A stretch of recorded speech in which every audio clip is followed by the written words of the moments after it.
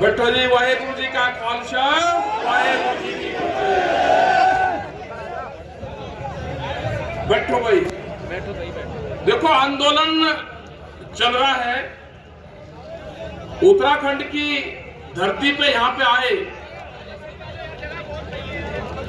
जो देवी देवताओं की धरती है उस पे यहाँ पे आए, तो सबसे पहले मैं मंच पे बैठे हुए सभी का सम्मान करता हूँ, अध्यक्ष जी का सम्मान करता हूँ।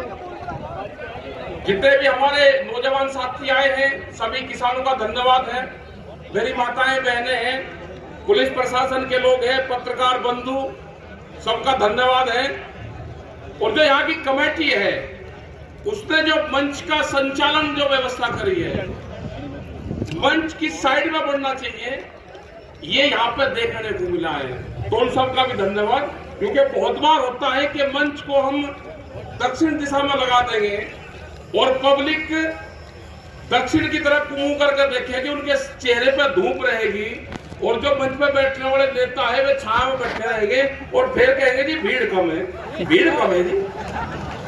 देखो मंच कहाँ लगना चाहिए, ये है मंच की दिशा। सूरज नेता के आंखों पर लगेगा तो एक तो मंच पे भीड़ कम होगी, पब्लिक की पीठ पर लगेगा, पब्लिक बैठी रहेगी। तो बहुत बहुत धन्यवाद भाई, मंच हमेशा ऐसे ही लगना चाहिए।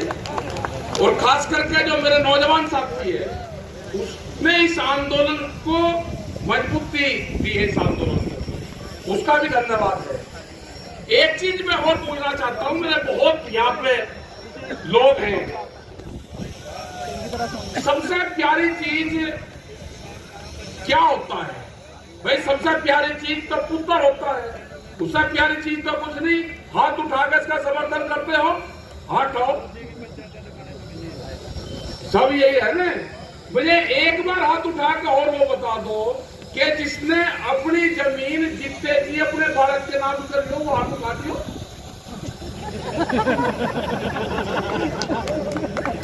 तो पुत्र से प्यारी जमीन, आपकी जमीन प्यारी है, पुत्र प्यारा है, तो इसका मतलब जमीन प्यारी है। लड़के से कोई संबंध नहीं आपका।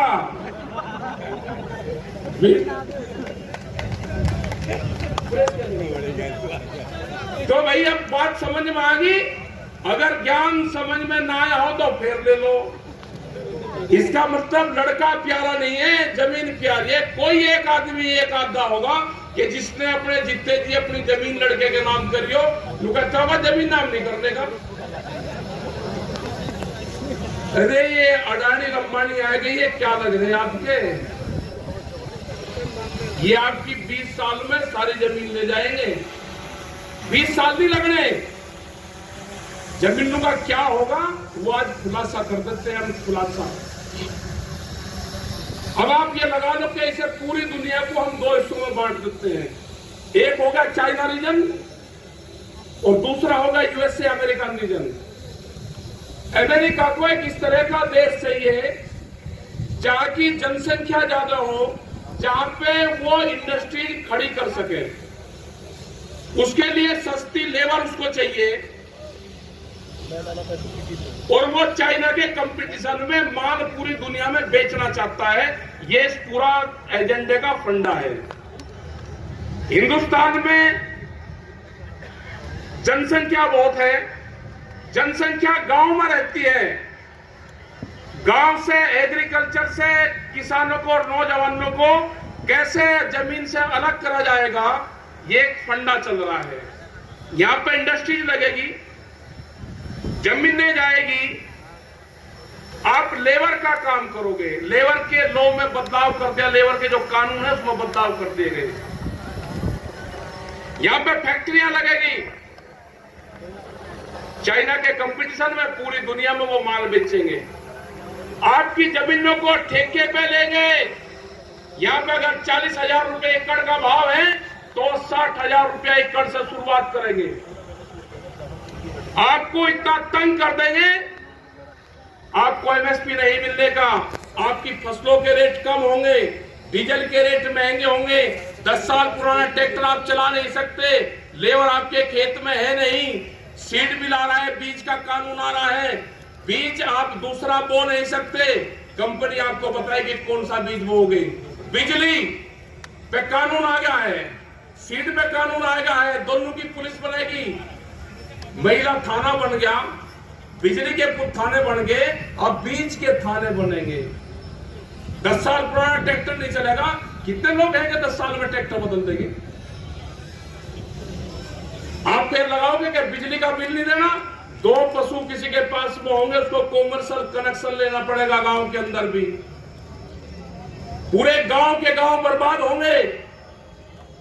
आप जमीन नहीं छोड़ के, वे बड़ी बड़ी कंपनी आएंगी, वे कहेंगे कि आपको 40,000 रुपए एकड़ है ना, हम आपका 60 में लेते हैं और आपका 5-10% हर साल बढ़ाएंगे और 30 साल का 40 साल का एग्रीमेंट। तो 40 साल बाद में कोई खेती करेगा फिर इसमें? उनका टारगेट है 30 से 50 साल में इस पूरी की पूरी जमीन में केमिकल खेती करके इस पूरी जमीन को बंजर करना। खेल होगा आज से 60 और 70 साल बाद में शुरू। जो असली खेल है वो आज नहीं है, असली खेल तो 70 साल बाद में शुरू होगा। उसकी रूपरेखा आज बनाई जा रही है। उसके बाद में लेबर सस्ती होगी, आप सिर्फ फैक्ट्री में काम करोगे, खाने के लिए अनाज आपको बाहर से आएगा। यहाँ इससे बड़ी मार्केट कोई नहीं मिल सकती, इससे बड़े नौजवान कहीं नहीं मिल सकते। आपको नशे की तरफ धकेल दिया। ये होगा खेल, असली खेल ये है। तो अब जमीन बचाने की लड़ाई है। हमने एक ही तो फसल की बात कही थी कि किसान को एक फसल की अगर कुर्बानी दे देगा तो ये जमीन बच जाएगी। किसान ने जलानी शुरू कर दी, किसान ने उखाड़नी शुरू कर दी। ये नहीं कहा था, एक फसल की कुर्बानी ये मांगी थी कि आप फसल की तरफ ध्यान ना देना, अगर वह सूख भी जाए तो गांव की कमेटी के लोग वो खेती कर देंगे। 1-2 महीने के लिए उससे मोह भंग करना है, उसे गांव का मजदूर ले जाएगा, उसको पशु चर ले, उसकी कटिंग हो जाएगी, कोई दिक्कत नहीं है। लेकिन आपको धरना स्थल से नहीं आना। आपके पास में बहुत नोटिस आए हैं जिसके साथ 5 में 307 तक की धाराएं लगी हुई है, वो बच जाएगा, कोई दिक्कत नहीं है। जब देश में आजादी की लड़ाई लड़ी गई तो माफीनामा का एक खाना था वहां पे कि मुझे माफ कर दो, मैं इस आंदोलन में कभी शामिल नहीं होऊंगा। वे लोग बच कर आगे। जब टिकैत साहब के किसान यूनियन में आंदोलन में जेलों में लोग गए तो उसमें से भी लोग जेलों में से माफीनामा भर कर आगे कि मैं आंदोलन में शामिल नहीं होऊंगा, वे आगे। जो आदमी को डर लगता हो नोटिस से, वो माफीनामा भर देना, आंदोलन में आने की जरूरत नहीं, उसकी 307 भी कट जाएगी। लेकिन जमीनें नहीं बचनी आपकी। आपको अपने बच्चों के लिए, जो पूर्वज हमको जमीन दे के गए, यहां पर जमीनें नहीं थी, यहां पर जंगल थे। इन जंगलों को तोड़ के हमारे बुजुर्गों का पसीना मिला है इस जमीन में। इस जमीन को छोड़ देंगे? किसी की हिम्मत है कि जमीन हमसे ले ले, जमीन हमसे छीन ले? यहाँ पे 20 गांवों का भी एक मामला चल रहा आपके यहाँ पे। मतलब 100 साल पहले किसी ने 90 साल का पट्टा करवा दिया किसी एक व्यापारी ने, और आज उसके पूर्वज उसने किसी को बेच दी, हुए ढूंढते फिरे कि यहाँ का आध्याय उधम सिंह नगर ये उजाड़ा जाएगा। 20 गांवों में वे बुलडोजर चलाएंगे। किसकी हिम्मत है कि 20 गांवों में किसान की जमीन छीन लगा? जिस जमीन पे 70 साल से किसान खेती करता है, उस जमीन की हिम्मत है कि कोई छीन लेगा? और उत्तराखंड सरकार काल खोल कर सुन लो, आप तो 2 दिन के मेहमान नहीं हो, 2 दिन नहीं जेल पाने के आप, कभी किसी और भड़ाके में हो, एस्कॉर्ट फार्म में आपका इलाज करा। और अगर फिर किसानों की तरह पाग भर के आपने देखा तो आपका इलाज वही करेंगे जो दिल्ली का इलाज करा। आपके जितने रास्ते उत्तर प्रदेश से गुजरते हैं, जितने रास्ते उत्तर प्रदेश की जमीन से गुजरते हैं, एक भी आदमी नीचे नहीं आएगा। उत्तराखंड के करेंगे वे इन पे इनकी जमीन कब्जा लो, मतलब जमीनों पर नजर है इनकी। अरे पहाड़ का लोग खाली होने लग रहे हैं। पहाड़ की पॉलिसी बना के जिनको हमने 20-20 साल पहले जब उत्तराखंड बना नारायण तिवारी यहाँ के मुख्यमंत्री थे, हमने उनको कहा था कि उत्तराखंड को ऑर्गेनिक स्टेट घोषित करो, पूरे हिंदुस्तान का पहला ऑर्गेनिक स्टेट होगा। नहीं करा। इन वाली सरकार को भी कह रहे हम कि यहाँ पे अगर 5 चीज आप कर दोगे तो उत्तराखंड हिमाचल की बराबर होगा। वहां पे एजुकेशन किस तरह की है, उत्तराखंड के लोग भी हमारे उसी तरह के होंगे। सबसे पहला करना पड़ेगा पहाड़ को, जो पहाड़ पर लोग रहते हैं, विलेज टूरिज्म पॉलिसी, गांव को टूरिज्म पॉलिसी से जोड़ना पड़ेगा। ये हिमाचल की पॉलिसी है, वहां से अधिकारी गए थे, सीखा है, उस पर काम करना पड़ेगा। हमारे बड़े बड़े जो लोग आते हैं गांव से घूमने, वो नैनीताल पूरे पहाड़ में घूमते हैं, वे कहां ठहरते हैं? वे बड़े बड़े होटलों में ठहरते हैं। होटल किसके हैं? होटल दिल्ली और बड़े बड़े सेट्टू के हैं। पैसा कहां से? दिल्ली से पैसा आया और फिर वापसी चला गया। पहाड़ को क्या मिला? जब तक विलेज टूरिज्म पॉलिसी नहीं होगी, गांव में टूरिज्म को बढ़ावा नहीं देंगे, पैसा शहर यहां पहाड़ में रुक ही नहीं सकता।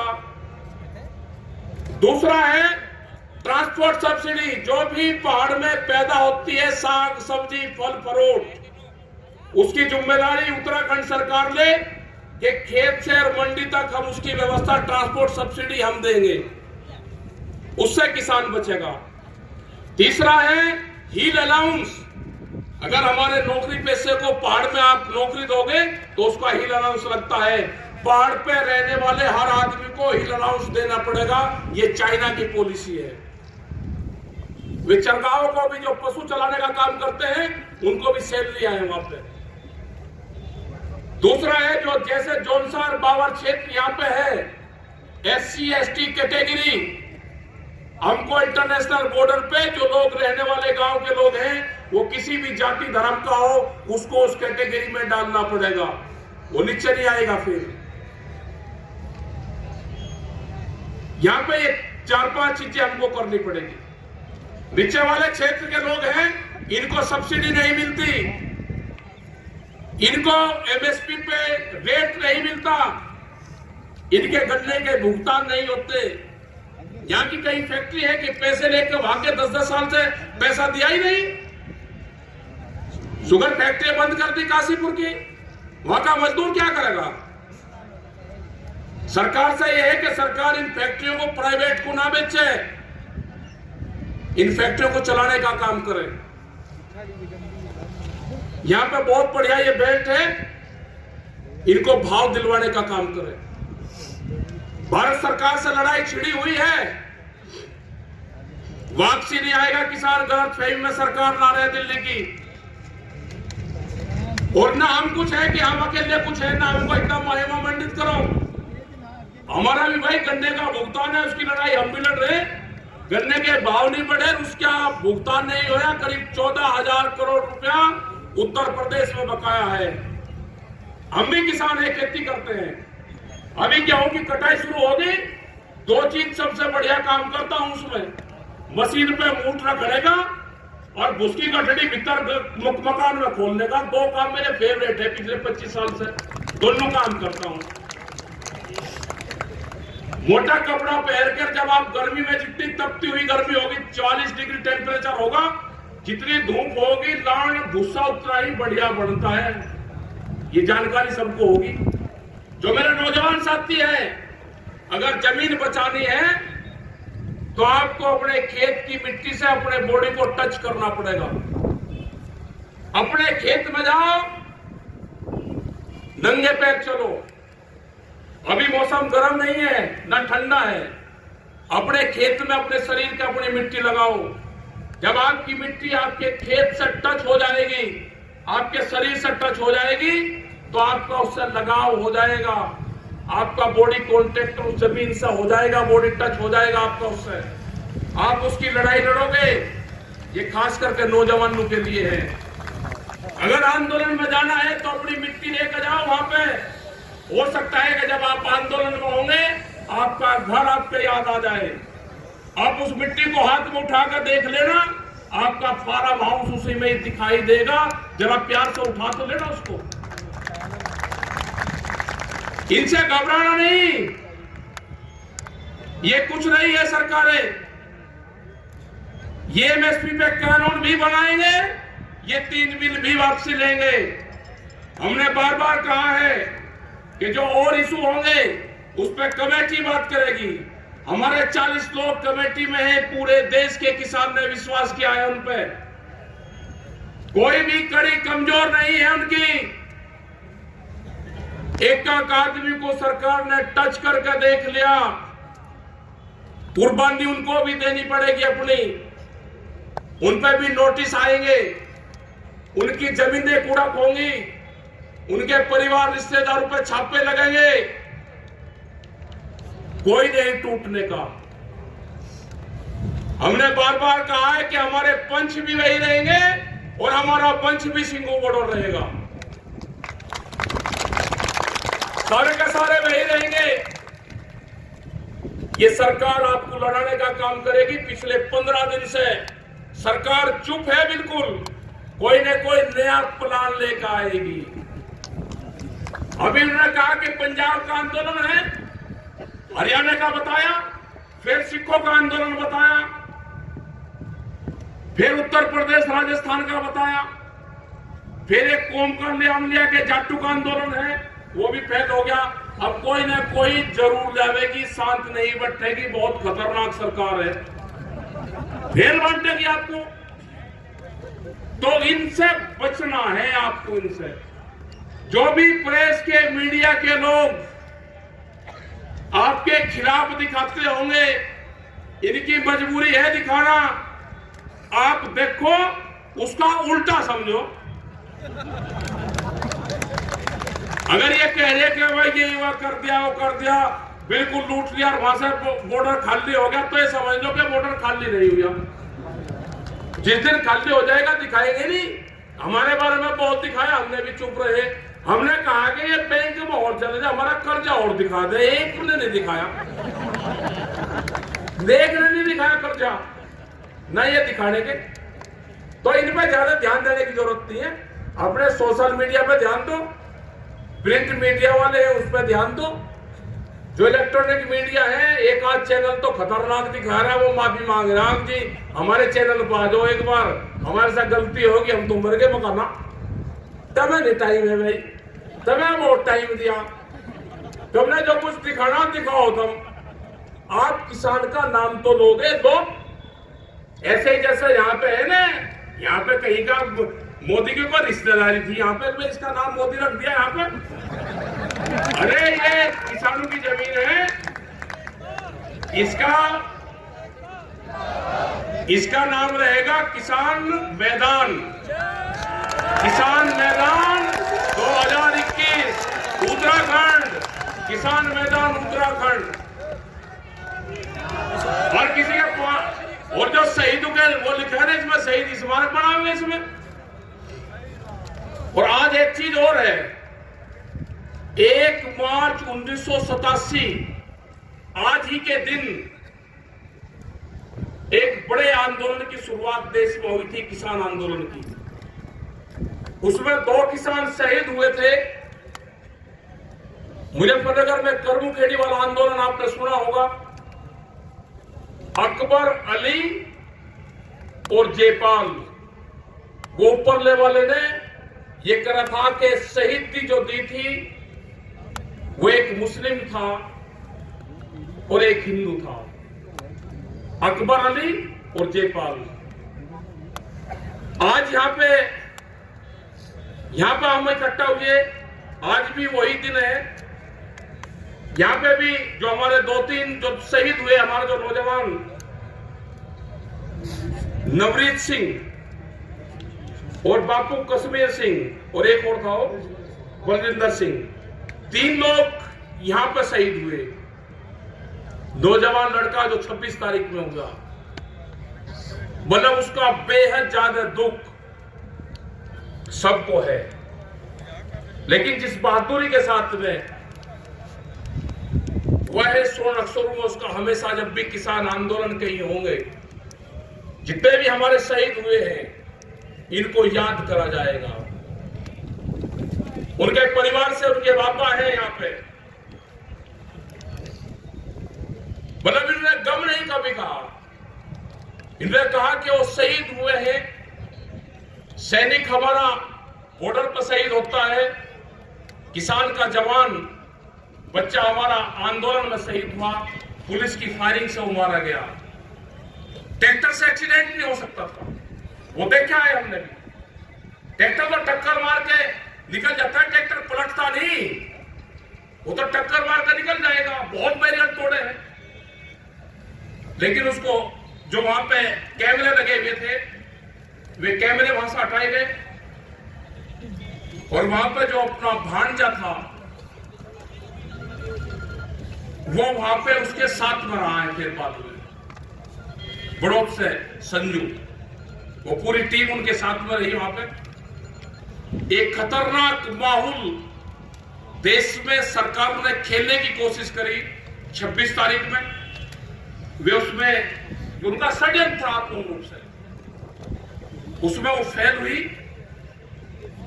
हमने लाखों झंडों के साथ में दिल्ली में मार्च करा, उनको पुष्प वर्षा करनी चाहिए थी, लेकिन पुष्प वर्षा तो जब करते जब किसी पार्टी की सरकार होती। वो तो व्यापारियों की सरकार है। देश में लुटेरे घुस चुके हैं, इनको भगाना पड़ेगा, बहुत जरूरी।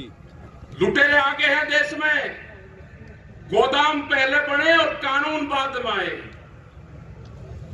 ये भूख पे व्यापार करने वाले लुटेरे हैं कि भूख किसको कितनी लगेगी उसके आधार पे अनाज की रोटी की कीमत तय करेंगे। इनको भगाना पड़ेगा यहां से।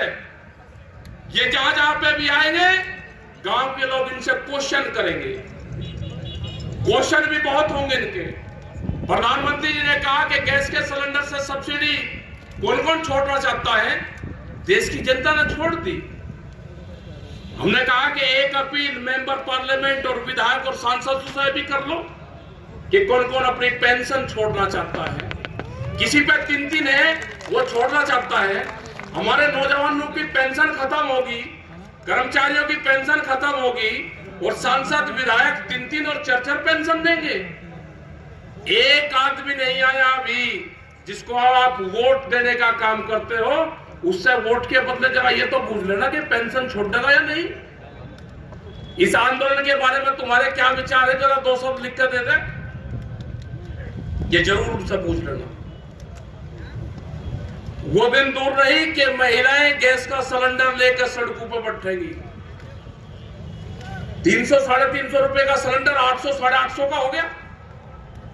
क्या करोगे भाई? महंगाई का क्या हाल होगा? डीजल का क्या रेट होगा? डीजल की मार आम कंज्यूमर पर पड़ती है, आम जो भोगता है उसके ऊपर पड़ती है। ये सारे सवाल हैं।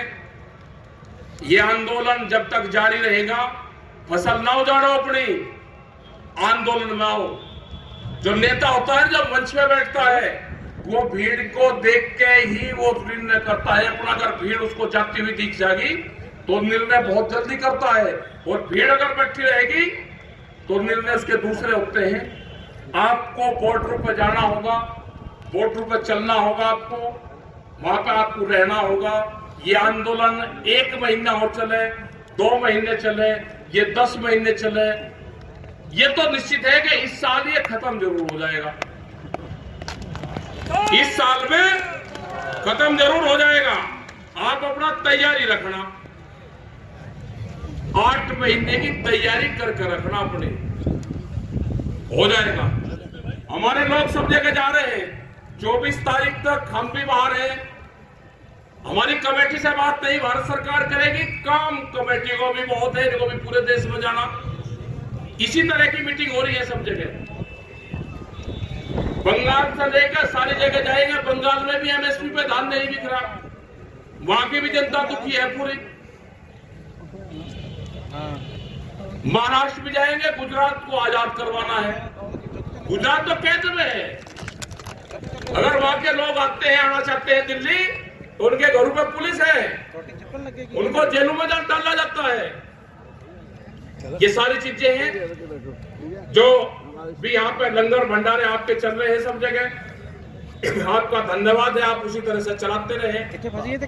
उनका वहाँ पर अपना योगदान, जो भी आपका योगदान है वो देते रहे। आप सब लोगों का धन्यवाद। जय हिंद।